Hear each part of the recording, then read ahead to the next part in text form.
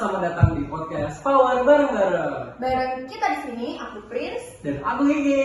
Oke, nah teman-teman, hari ini di special podcast kita nggak sendirian. Di sini ada Kak Raina dan juga ada Kak Bintang. Wah. Nah, salah ini special guest kita nih paling tahu banget tentang apa sih yang bakal kita bahas. Nah, hari ini kita bakal bahas tentang kekuasaan dan pengaruh dari komunikasi interpersonal. Nah, jadi yang aku sama Kak Gigi dapetin itu kayak gampangnya kekuasaan itu kayak gue punya hak buat nyuruh lo. Nah, tapi pengaruh interpersonal itu lebih halus, kayak gue itu bisa bikin lo nurut sama gue itu karena lo tuh suka sama gue, jadi ada pengaruh interpersonalnya gitu loh.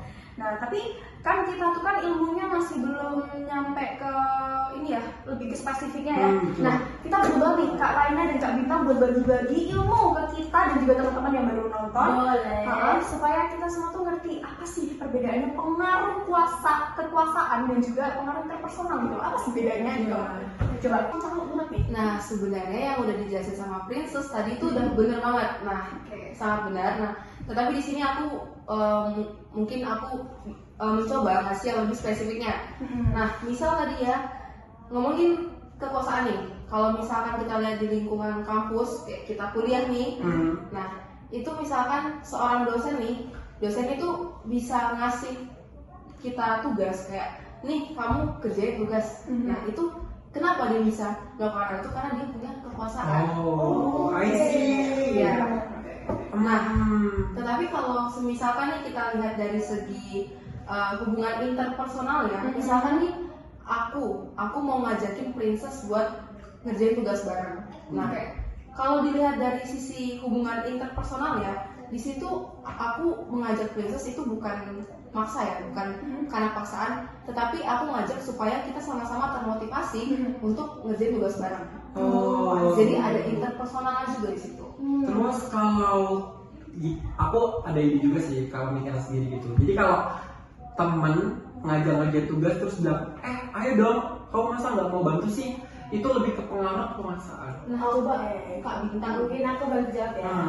Itu kalau kayak gitu tuh menurut aku itu termasuk ke pengaruh, karena dari konteks yang tadi GG kasih contoh, tidak ada pemaksaan di dalamnya, karena kita kan mengajak memberi pengaruh, ayo kita kerja bareng, kan mereka kerja kelompok ya, berarti memang harus sesuai tanggung jawab masing-masing untuk mengerjakan bersama. Jadi di situ termasuk dalam pengaruh untuk mengajak untuk kerjasama seperti itu.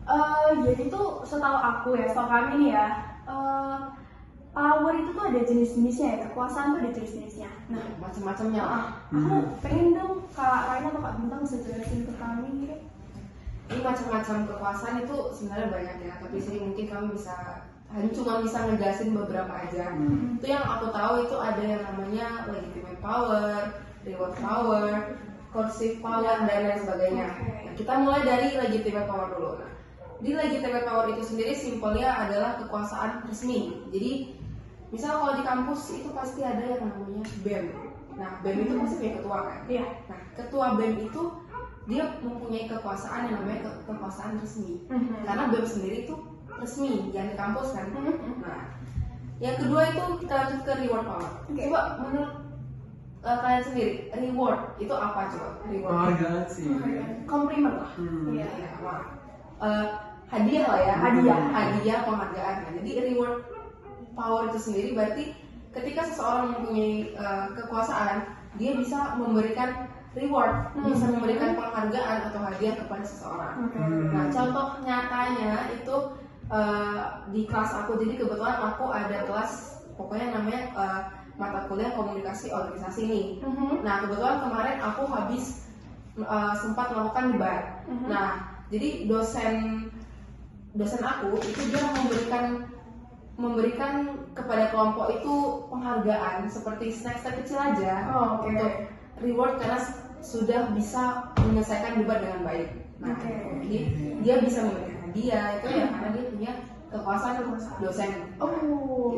Ini terus aku mau nambah tadi yang seperti sebutin Coercive power itu gimana? Ini tuh terkenal dengan julukan ada jenis kekuasaan yang paling serem.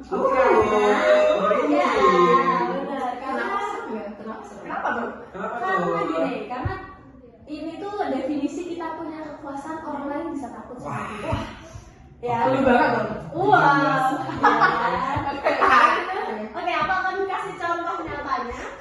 Ya itu adalah kayak kita kalau bisa kita ketua kelas nih, kita ketua kelas yang dekat banget sama kita ngomongin di kampus ya, kita ketua kelas, kita deket banget sama dosennya. Terus kita kasih perintah nih ke anggota-anggota kelas kayak kamu piket ya, kamu bersihin kelas.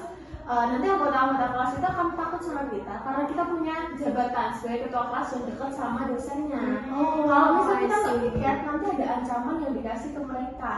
Oke. Jadi mereka bisa kayak merasa terancam dan takut dan dia jadi nurut. Kayak karena takut tadi. Sering terjadi nggak sih? Sering. Yang buat orang jadi takut gitu Iya. ya? Atau ada lagi kan tambahan gitu Ya selain dari itu? Kalau untuk jenis-jenisnya itu kita ada tiga tadi yang memang paling utama. Karena yang sering-sering muncul tuh yang legitimate power, reward power, dan juga coercive power yang biasanya terjadi di lingkungan sekitar kita lah, kayak di sekolah ataupun di kampus kayak kita gini. Itu. Oke banget. Kak, tapi tuh aku tuh masih bingung ya sama contoh dari legitimate ya kan, legitimate power. Mungkin tadi emang boleh lah untuk contohnya kalau ketua BEM gitu. Kalau untuk di sekolah sendiri gitu, Sekolah apa Atau di kampus kampus gitu kayak gitu. secara sosial society Secara- aja gitu kayak gua dan Bibi. boleh gitu. Oke. Kalau kayak antara ya bener-bener itu di realita tuh ada gitu. Lagi realitas kehidupan. Oke. Tadi tanya contoh buat di sekolah mungkin ya. Sekolah. Legitimate power-nya seperti kayak ketua OSIS. Kan di sekolah ada OSIS ya. Tadi kalau Raina kasih contoh ketua BEM, ini kalau di sekolah itu bisa ketua OSIS. Karena di sekolah itu kan OSIS menjadi lembaga yang memang menggerakkan sekolah itu biar aktif lah di sana sini. Banyak kegiatannya. Jadi apa namanya? Ketua OSIS tadi itu tuh dia mempunyai kekuasaan yang memang dia megang kayak kan kalau di OSIS pasti beberapa divisi ya banyak ya. Jadi dia megang di pusatnya itu, jadi punya jabatan ketua OSIS seperti itu. Oke. Berarti kalau misalnya kita dapet kayak, alah emang kenapa gue harus nurut sama lo gitu? Oh iya, Itu apa kayak ya ada kan pasti muncul di statement OSIS ya, ya. statement gitu. Apaan sih orang kenapa gue harus nurut sama lo? Nah, Dosi banget sih. Nah, iya itu pasti terjadi sih karena ya mau gimana lagi gue ketua lo gitu loh. Gue ketua, emang tugas gue ya emang ngasih tugas ke kalian. Oke. Cuman cara penyampaiannya itu yang memang tidak boleh ada unsur pemaksaan dan juga mentang-mentang kayak kamu yang kuasa terus kamu mentang-mentang, tapi lebih ke kayak mengajak dan juga apa ya lebih ke apa namanya itu pengaruh memberi pengaruh Pengaruh itu sendiri ya. Iya. Jadi intinya tuh kekuasaan itu bisa formal, tapi pengaruh interpersonal itu sering lebih efektif karena datang dari kepercayaan ya, kayak Iya, betul. karena punya hubungan interpersonal yang intens itulah ya, bukan karena kekuasaan, bukan karena relasi kuasa lah ya. Iya. Oke. Dan dua-duanya tuh emang penting di dalam Iya. kehidupan sosial ya. Betul. Bahkan di rumah juga. Rumah, ya dimanapun lah kita Balance berada lah. dengan balance ya. Bahkan di medsos pun juga penting sebenarnya. Iya, di media sosial pun bisa. Penting itu jangan menggunakan kekuasaan untuk mengancam orang. Wow. Tindakan negatif itu tidak. Ini kakak nyindir siapa nih? Aduh. Oh nggak ada ya? Aduh. Ya, soalnya kan kita lihat dari kondisi Iya. yang sering terjadi kan orang Kondisi politik, Politik, dan lain-lain. memakai kekuasaan itu jadi kayak salah penggunaan. Iya, sesuka dia hati dia lah. Iya, mentang-mentang gitu Iya, kan.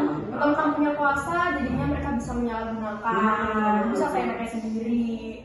Wah itu jangan ya teman-teman ya, Jangan ya, Dek. jangan ya deh ya. Oke. Entah. Dan itu aja sih kak, apalagi ini dari kata-kata kakak tentang tadi apa itu kekuasaan, pengaruh, itu jadi kayak bahan pembelajaran bagi kita berdua nih. Iya, kita berdua dan teman-teman. Iya, dan teman-teman. Iya, dan Betul, teman-teman. betul banget. Makasih banget ilmunya Makasih banget. kakak, karena ini benar-benar gimana ya, ngajarin kita banget ya kalau kehidupan sosial itu ternyata kompleks gitu. Iya. Kalau kita coba cari tahu lebih dalam dan kita coba untuk belajar, itu ternyata kompleks juga ya kan. Cuma ya oke lah. Jadi sekarang kita lebih ngerti lah ya ilmu dari Kak Reda dan Kak Bintang. Juga teman-teman yang udah nonton, pasti ini sangat bermanfaat juga buat mereka. Jadi makasih banyak kakak udah mau bagi-bagi ilmu, udah mau meluangkan waktu dan juga mau ya ngajarin kita dengan cara yang mudah dan cepat untuk kita nangkepnya ya, Betul ya kan banget. dari contoh-contoh realitas kehidupan gitu ya. Dan juga terima kasih buat Kak Gege dan Wah. Kak Reda. Oke, terima kasih udah dengerin podcast kita hari ini tentang pengaruh dan kekuasaan. Sampai jumpa di episode selanjutnya. Bye bye.